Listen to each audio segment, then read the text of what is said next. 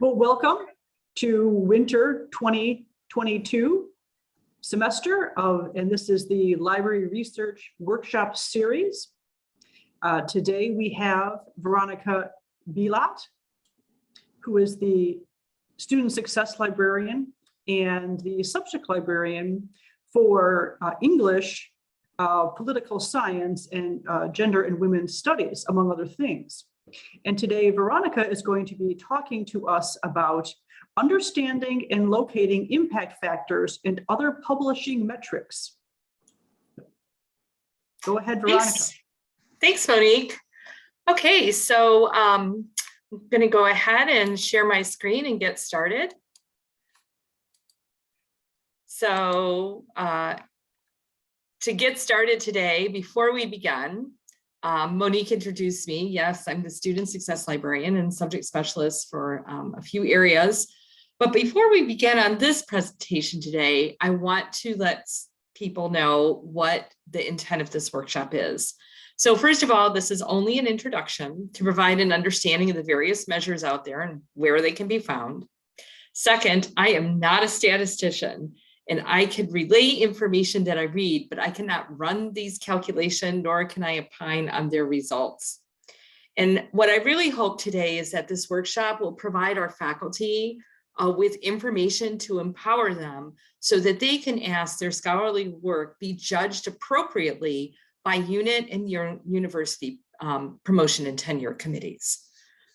So with that being said, there's sort of three different kind of metrics that we're going to talk about today: journal metrics, article metrics, and author metrics. So I'm going to start with journal metrics.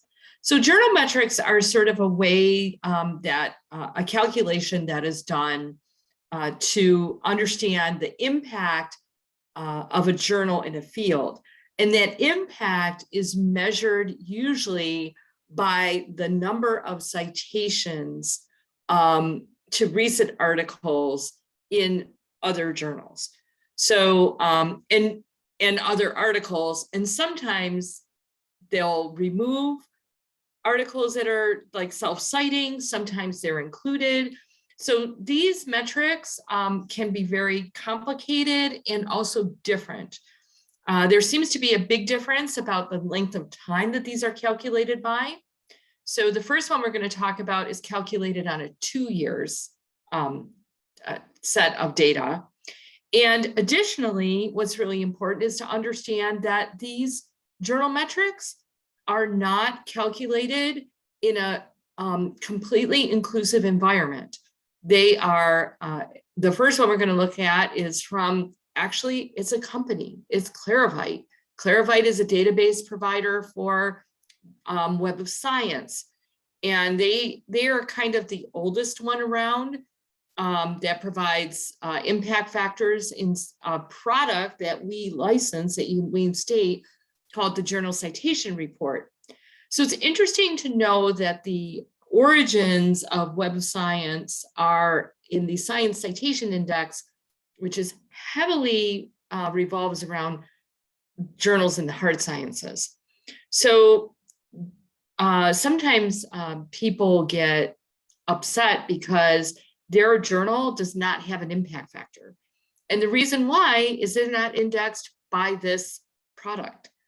It's not because that journal is not important or it doesn't have a place in that discipline. And really, I would say overall, there's some catch up being done. But I think that the humanities specifically, and probably foreign language journals, suffer in these metrics. So it's really, that's one of the reasons I really, again, want to empower faculty so that they kind of understand where these things come from, who produces them, and how accurately they're being judged on their scholarly output. Because somebody who is doing neuroscience research and publishing in a highly ranked journal is going to be it's going to be much easier for them to find ranking data than somebody who is perhaps writing about children's literature in a very small circulation professional association published journal on children's lit. It doesn't mean it's not valuable. It means that it's just not indexed. And so that's really important. So having said that, I'm going to go ahead and take a look at, we're going to look at the journal citation report first. So this, whoops, sorry.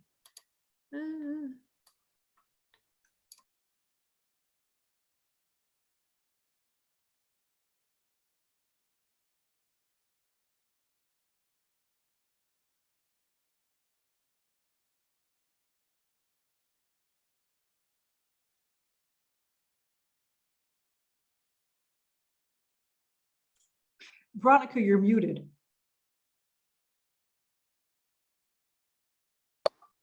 Have I been muted the whole time? No. Oh, okay. Sorry about that. Can you see the article with databases list, Jay? No, I still just see the PowerPoint. Okay, let me go back and stop my share, and I'm going to reshare. All right, let's do this. Okay, are you seeing it now? Yes, I can see the article databases, Jay. Thank you. Okay, so to get to journal citation reports, you go to article databases on the library's homepage, and you can select the letter J. And in that list, you're going to find one called journal citation reports. A lot of times it's referred to as JCR. It's that's its acronym. So here, for example, is journal citation reports, and you can browse journals or you can browse categories. So I'm going to go ahead and start a new session here. Hopefully it's going to work. That's what I get for preparing things ahead of time.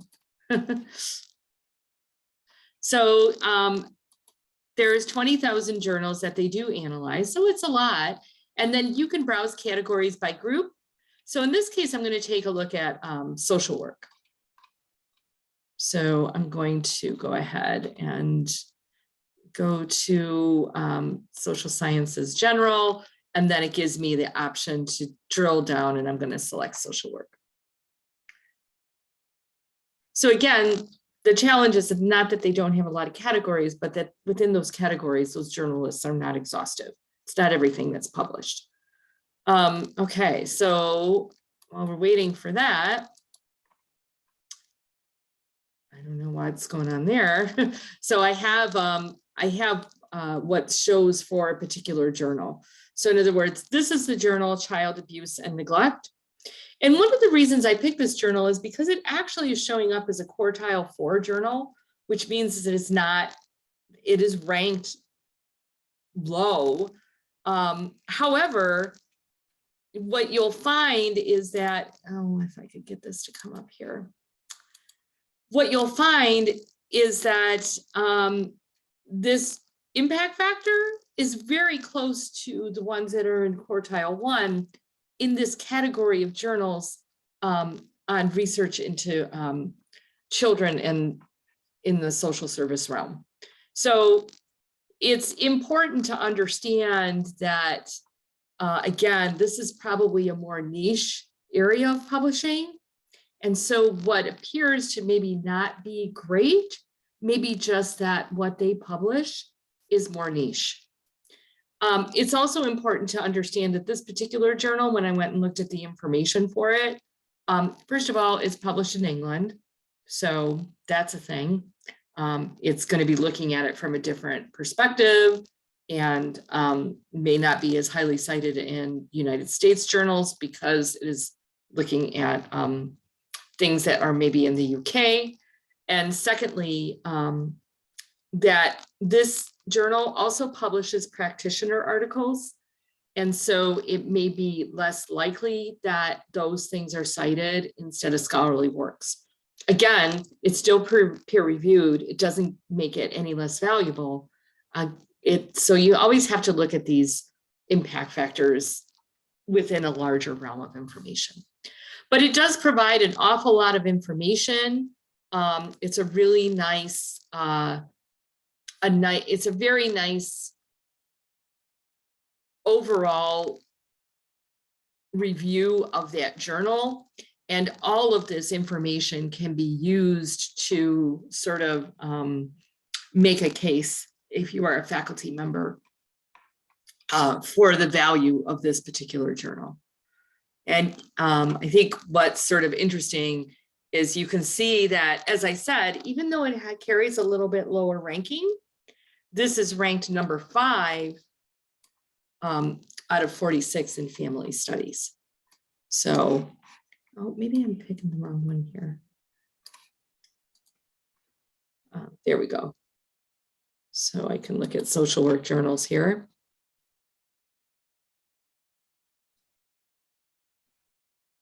There we are. And this is what all of the journals in social work look like. And you can sort things by their factor. So in other words, okay, I have really no idea why these are all coming up NA. Well, that's what you get when you prepare for something early and then it times out on you. Let's see if this one has anything.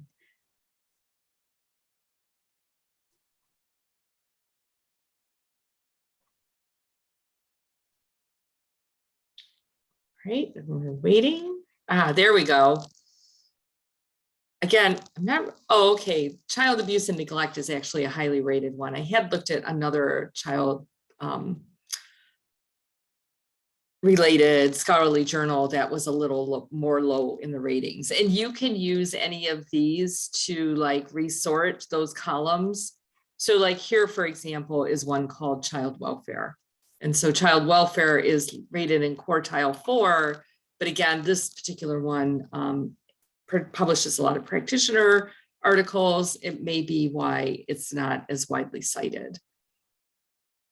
And so that's just, again, something to think about. You can look at that impact factors. And again, these impact factors they can't be used as a comparison. They're only comparing that journal to itself. Like it's just looking at how many times has this journal's articles been cited in the past 2 years. That's all that number tells you. It can't really be used to compare to other journals because they're different. And the articles are different. And so it's not, I guess what I'm saying is there's not like a top level. It's not like a 1 to 10 scale. It's just calculated for itself based on the publications and citations, and that's it. So I hope that was somewhat clear. So that is the journal citation report. And something you can always do in our article databases too, we have a journal database called Ulrichs. And in Ulrichs, you can actually look up a journal to get information about that journal, including a direct link to the journal, find out where it's indexed, and lots of other information about that journal. So that's a resource that you can use also outside of the journal citation indexes.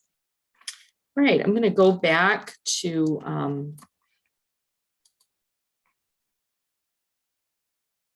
my share screen here. And I'm going to start sharing again, and I'm going to share my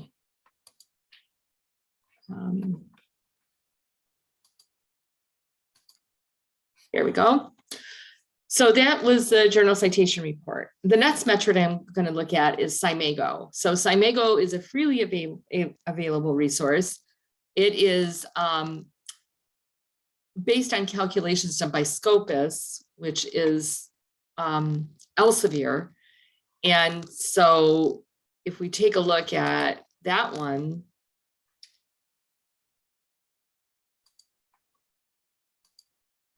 this is what SCImago looks like. And I will share a copy of the PowerPoint at the end so everybody can have access to that in the links. So you can do a journal rank. And so in this case, I selected a subject category of anthropology. And what that will give me is a list along with quartile rating, their index, the H index for that particular journal, references, documents, and then you can select any of these journals. This indicates that it's an open access journal. So if I take a look at Journal of Marriage and Family, I can come in here. And again, it provides a lot of really nice, you have to be careful of the ads, but it provides a lot of really nice charts and graphs, including things like this chart here, which will tell you if in different categories what quartile it's in, because sometimes journals are in different categories, in different quartiles. It's a nice historical analysis. It gives you lots of charts and graphs about what's going on with the citing.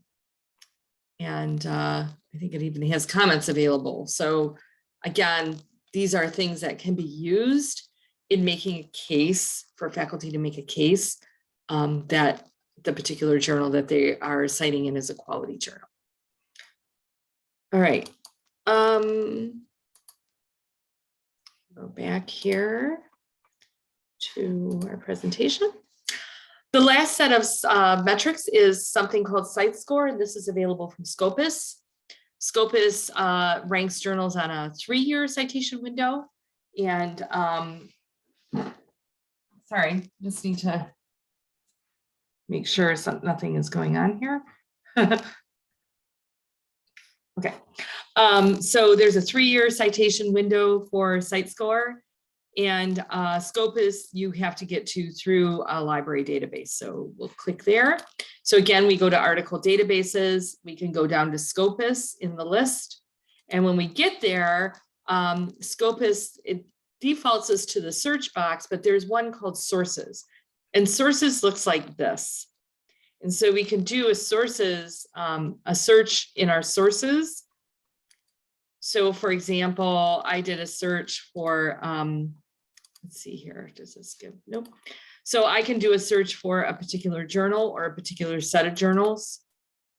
So I could do a subject area and I could maybe enter, and it lets me select. So I'm gonna do food science. How's that?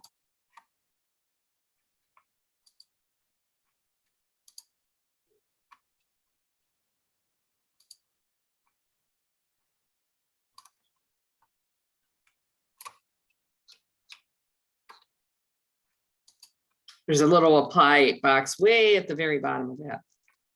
All right, so I've done a food science. I have 455 journals. Again, these are the ones indexed through Scopus, not exhaustive. So I've got 455 results.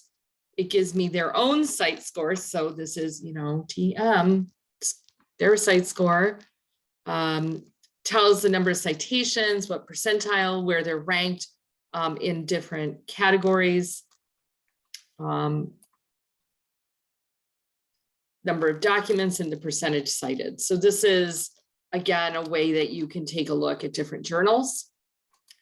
If you can also look at an article, so and find metrics there. So in this case, I looked at this article here, which is actually an extremely highly cited article by one of our Wayne State faculty. So it tells me how many times it's been cited.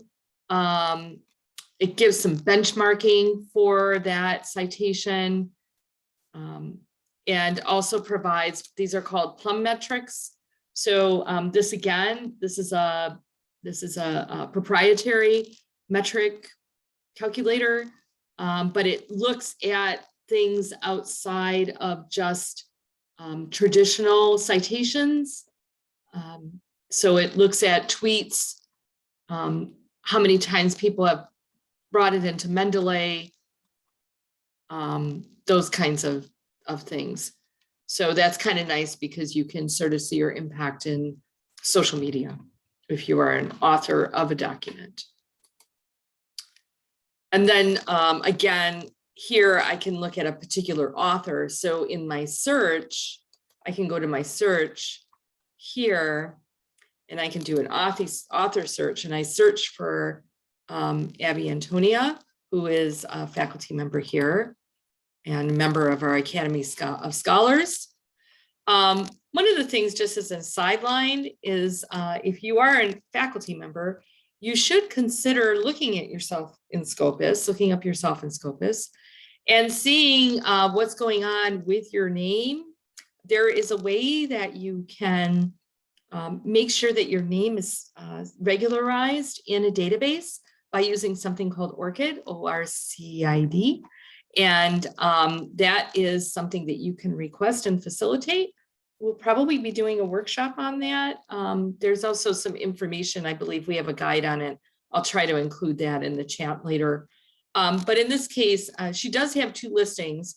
So there you can actually request to merge authors in here. But I'm not going to do that because I'm not her. But I am going to ask to look at this. So I'm going to say view citation overview for her.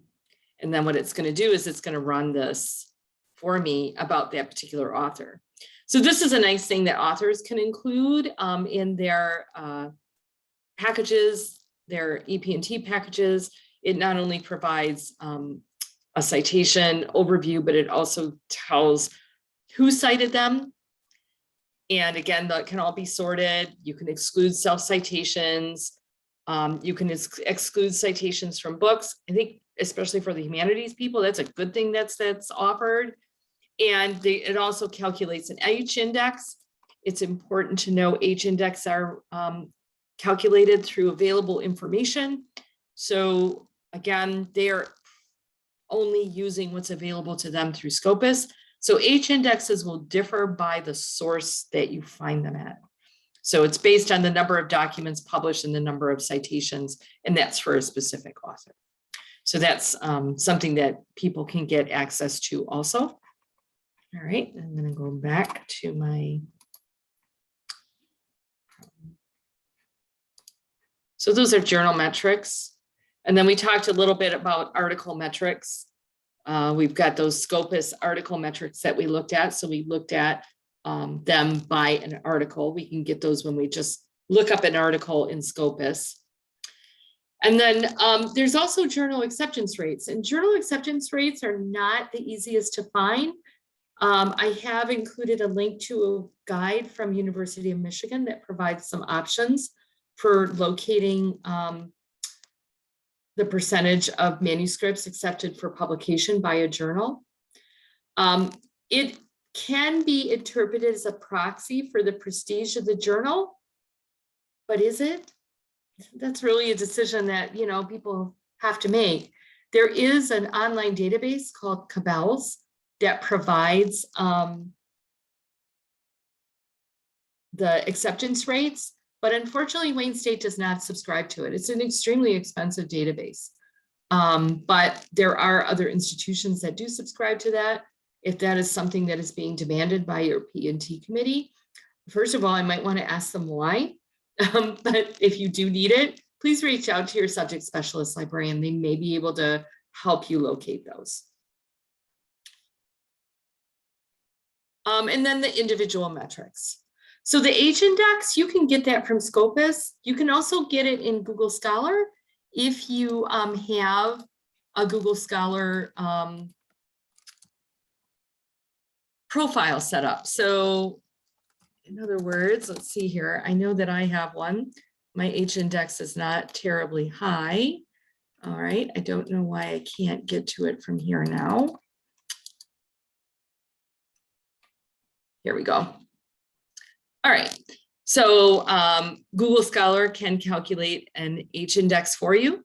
And so if you've created a profile in Google Scholar, which I really recommend that you do, if you are somebody who publishes, because then it will keep good track of things that are cited and just a pretty good track of citations and dissertations, and also in conference proceedings and white papers, so that, and you know, like public policy papers, that could be important to you depending on your discipline. So those are places that you can find those kind of H-index metrics. And it's basically calculated the count of citations to an author's set of publications over a specific period of time.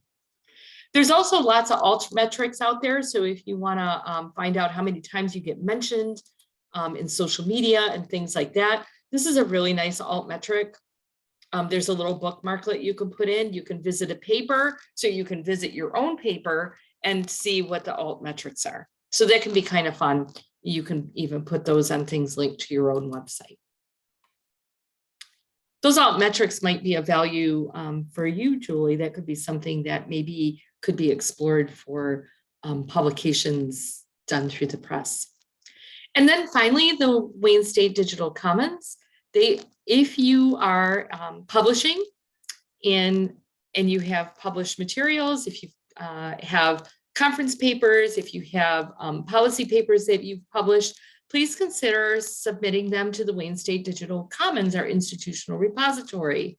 Most journals at some point will allow the deposit of an article into the digital repository. They just have different rules about them, and we being the subject specialist librarians can help you with that. So you just go to Digital Commons, and if you can create an author setup here. I'm just gonna log in really quickly, maybe. And when you, all right, now I can't find it. Sorry about that. But what's really nice is you will get a very nice report from Digital Commons of views and downloads. And so this can be added to, because when you have something in an institutional repository, studies have shown that discovery through Google Scholar and other open discovery services increases with that institutional repository posting. So I really highly encourage faculty, when they have published, to inquire, make sure either set up their own account in our institutional repository or reach out to their subject specialist librarian who can help them with that. And again, that provides evidence of what you've been up to. All right. And then finally, let me see if I can go back to my presentation here. There we go. There are two tools, and just because we're talking about journals and impact factors, there are two tools that you can use to find a journal that might be appropriate. One is open, it's called Jane. This uses PubMed, so really if you're publishing in the humanities, this is probably not a great tool for you, but if you are publishing in the health sciences, this is a wonderful tool to use. It will compare the abstract of your document to documents in PubMed and try to match journals that would be more appropriate for you to publish in and make some suggestions. There's also something called the manuscript match in Claravite, and I've put the link here. However, there have been login problems with it today and I can't get it to work, but it's supposed to function very much the same. And this would do a better job in the social sciences and the humanities, because those kinds of publications are included in the core collection. And finally, I've got some resources here. So I'm going to go ahead and stop my share. And while I'm posting this PowerPoint to the chat, I want to open up the floor to anyone who may have questions about today's presentation.